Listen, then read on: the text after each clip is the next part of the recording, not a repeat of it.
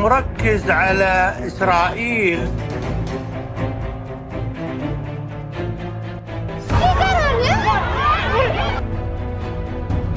जब उनको पता था तो छुप क्यों नहीं रहते? अरे अमेरिका در کویت در पी حملات अखीर टेक ऑफ के करीब 2 से 3 घंटे बाद इजराइल और अमेरिका के हमले में ईरान के supreme leader ayatollah Ali Khamenei शहीद हो गए। इसके बाद ईरान ने चेतावनी दी कि अमेरिका और इजराइल ने रेड लाइन क्रॉस कर ली है और अब उन्हें इसकी भारी कीमत चुकानी पड़ेगी। सुप्रीम लीडर की मौत का बदला लेने के इरादे जाहिर करने के बाद ईरान की रिवॉल्यूशनरी गार्ड कॉर्प्स ने इजराइल समेत मिडिल ईस्ट में मौजूद अमेरिकी ठिकानों पर भी हमलों को तेज कर दिया है। ईरान ने 560 से ज्यादा अमेरिकी सैनिकों को मारने या घायल करने का दावा किया है که این حملات منجر به کشته و زخمی شدن 560 نظامی آمریکایی ईरान ने कुवैत बहरीन में मौजूद अमेरिकी बेस को तबाह कर दिया है। آمریکا در کویت در پی حملات اخیر کاملا از ردف در بندر سلمان بحرین مورد اصابت 4 فروند پهپاد قرار گرفته. इसके अलावा ईरान ने अमेरिकी air navy craft Abraham Lincoln को भी मिसाइलें दाग कर तहस नहस कर दिया है। هواپیمابر آبراهام لینکلن ارتش آمریکا با 4 فروند موشک کروز مورد حمله قرار گرفت. ईरान ने कुवैत में अमेरिका के सबसे पावरफुल कहे जाने वाले फाइटर जेट F-15 को मार गिराया है। सोशल मीडिया पर चल रहा है कि यह कोई हादसा नहीं है, इसे ईरान के ड्रोन ने गिराया है। अगर ईरान का ड्रोन F-15 जैसे लड़ाकू विमान को गिरा दे तो ये अमेरिका के लिए शर्म की बात है। साथ ही साथ लोगों ने कहा, मुझे ईरान का तरीका पसंद है, उसने अमेरिका से जुड़े सभी ठिकानों पर हमला करके अफरा तफरी मचा दी है।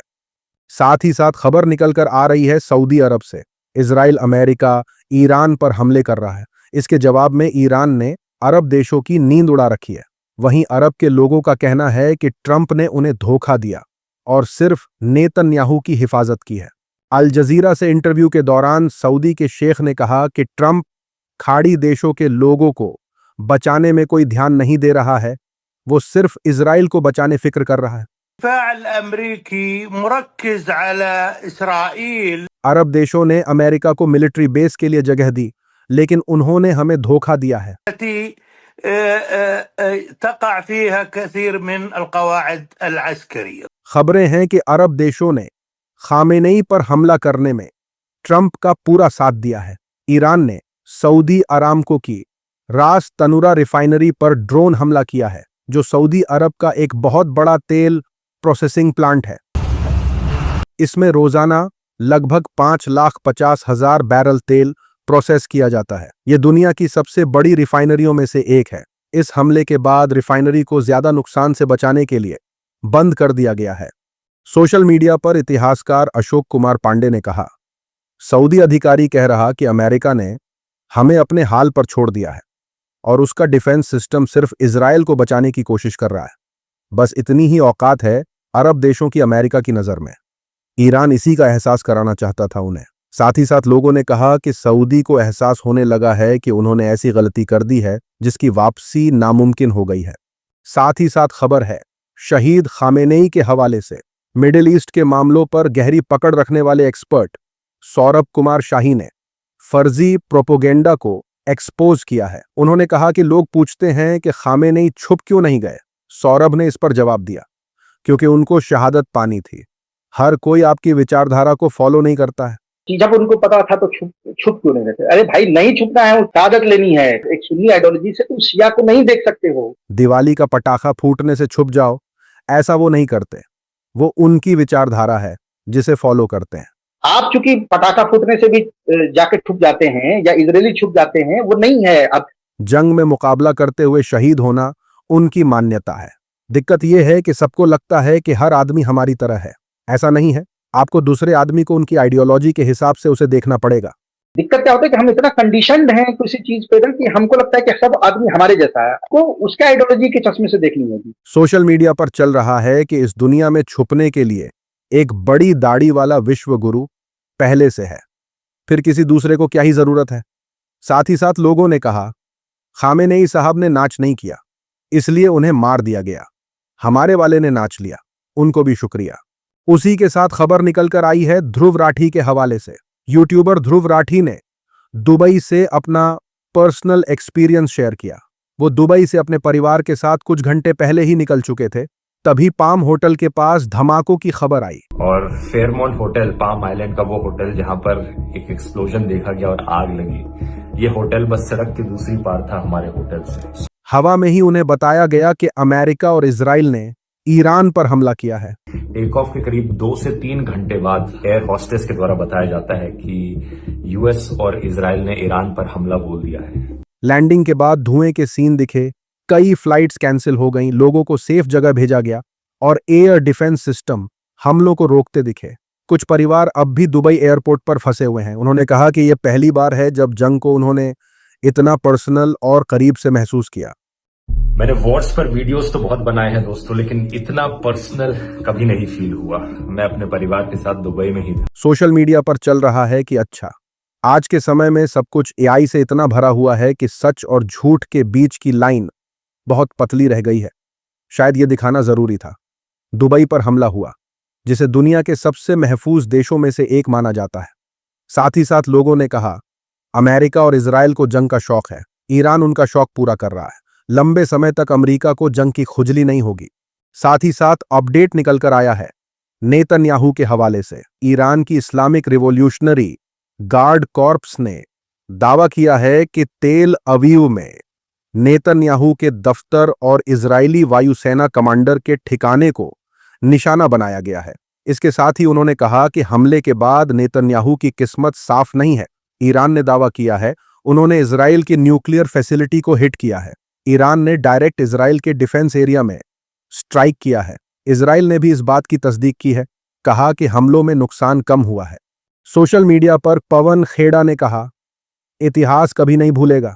मोदी कनेसट में खड़े थे, हंस रहे थे, एक ऐसे नकली पुरस्कार को स्वीकार कर रहे थे जो असल में था ही नहीं, और अपने दोस्त नेतन्याहू के लिए बिना शर्त सपोर्ट जता रहे थे। इजराइल ने उनके दौरे का इस्तेमाल एक ढाल की तरह किया। साथ ही साथ लोगों ने कहा, अगर यह खबर सही निकली तो भाई खेल खत्म होने वाला है मिडिल ईस्ट का।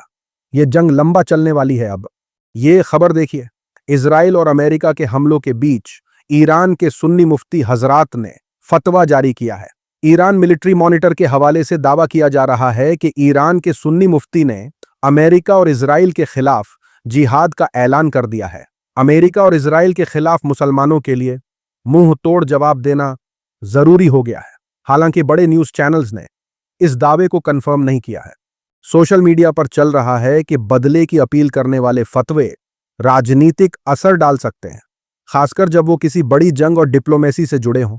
साथ ही साथ लोगों ने कहा, फतवा जारी हो या ना हो, जो सच्चा मुसलमान होगा वो ईरान के साथ ही खड़ा मिलेगा। साथ ही साथ देखिए अंधभक्त किस तरीके से नफरत फैला रहे हैं। टेक महिंद्रा के एक एम्प्लॉय को पूरे देश से गालियां पड़ रही हैं।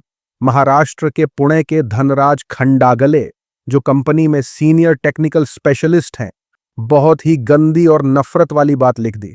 उन्होंने कहा कि पूरा धर्म खत्म कर देना चाहिए। लोगों ने उनकी बात को नफरत वाला और मुसलमानों के खिलाफ खतरनाक बताया। बाद में उन्होंने ये कमेंट हटा दिया। सोशल मीडिया पर चल रहा है कि आप कैसे ऐसी घटिया सोच वाले को नौकरी दे सकते हैं। ये खुलकर मुसलमानों को जमीन से मिटा देने की बात कर रहा है। क्या ये आपकी कंपनी के कल्चर में शामिल है? टेक महिंद्रा को साफ करना चाहिए कि धनराज को नौकरी से निकाला जाए और उसे गिरफ्तार किया जाए। साथ ही साथ लोगों ने कहा, मुसलमानों को चाहिए कि वो महिंद्रा के प्रोडक्ट्स का बॉयकॉट करें। साथ ही साथ अपडेट निकलकर आया है जावेद अख्तर के हवाले से। मिडिल ईस्ट में ईरान के हमलों ने एक बेहद अहम मोड़ ले लिया है। जावेद अख्तर का दिल भी ईरान के लिए पसीजा और उन्होंने अमेरिका और इजराइल को खरी खोटी सुनाई है। जावेद अख्तर ने कहा है कि मेरा मानना है कि इस बार ट्रंप और इजराइल ने हद पार कर दी है। अगर उन्हें इतनी बड़ी हिम्मत दिखाने के बाद भी कुछ नहीं कहा गया और अगर इराक जैसा हाल ईरान के साथ किया गया तो चीन की दुनिया में पूरी साख खत्म हो जाएगी। नेतन्याहू और ट्रंप जैसे दूसरे बदमाश लोग करते हैं, वैसे ही इन्होंने बाकी देशों को कोने में धकेल दिया है। अब दूसरों के पास सख्त जवाब देने के अलावा कोई रास्ता नहीं बचेगा। सोशल मीडिया पर सीनियर पत्रकार आरफा खानम शेरवानी ने कहा, पश्चिम एशिया के ज्यादातर शासक डरपोक और अमेरिका के गुलाम हैं। अमेरिका की ये कठपुतलियां ताश के पत्तों की तरह बिखर रही हैं। एक तरफ अकेला ईरान जो दशकों से अमेरिका की पाबंदियां सह रहा है, दूसरी तरफ ये मजबूत इकोनॉमी। छक्के किसके छूट रहे हैं आप भी देख रहे हैं, मैं भी। साथ ही साथ लोगों ने कहा यह सही है, अगर इस बार कोई अमेरिका के खिलाफ खड़ा नहीं हुआ तो वो पूरी 21वीं सदी में बिना किसी रोक टोक के मनमानी करने वाली सुपर पावर बन जाएगा। ये खबर सुनेंगे तो आप हैरान रह जाएंगे। ईरान के सुप्रीम लीडर अली खामेनेई को याद करने और अमेरिका इजराइल के खिलाफ प्रोटेस्ट करने के लिए कुछ मुस्लिम औरतें जम्मू कश्मीर की सड़कों पर उतर आईं। आरोप है कि उन मुस्लिम औरतों के साथ जम्मू कश्मीर पुलिस ने न सिर्फ बदसलूकी की है, बल्कि उन्हें धक्के देकर उनके साथ हाथापाई करके उन्हें वहां से भगाने की कोशिश की गई है। इस मामले ने पुलिस के रवैये पर गंभीर सवाल खड़े कर दिए हैं। सोशल मीडिया पर जम्मू कश्मीर के सांसद रूहुल्ला मेहंदी ने कहा, जम्मू कश्मीर पुलिस, औरतों पर आपकी ये बहादुरी देखकर नेतन्याहू तो खुश हो जाएगा लेकिन अवाम नहीं। साथ ही साथ लोगों ने कहा, कश्मीर में पुलिस महिलाओं की हिफाजत इसी तरह से करती है शायद। आज की वीडियो में इतना ही। अपनी राय सुझाव कमेंट में जरूर बताएं। मिलूंगा आप सभी से अगले वीडियो में। तब तक के लिए अपना ख्याल रखें।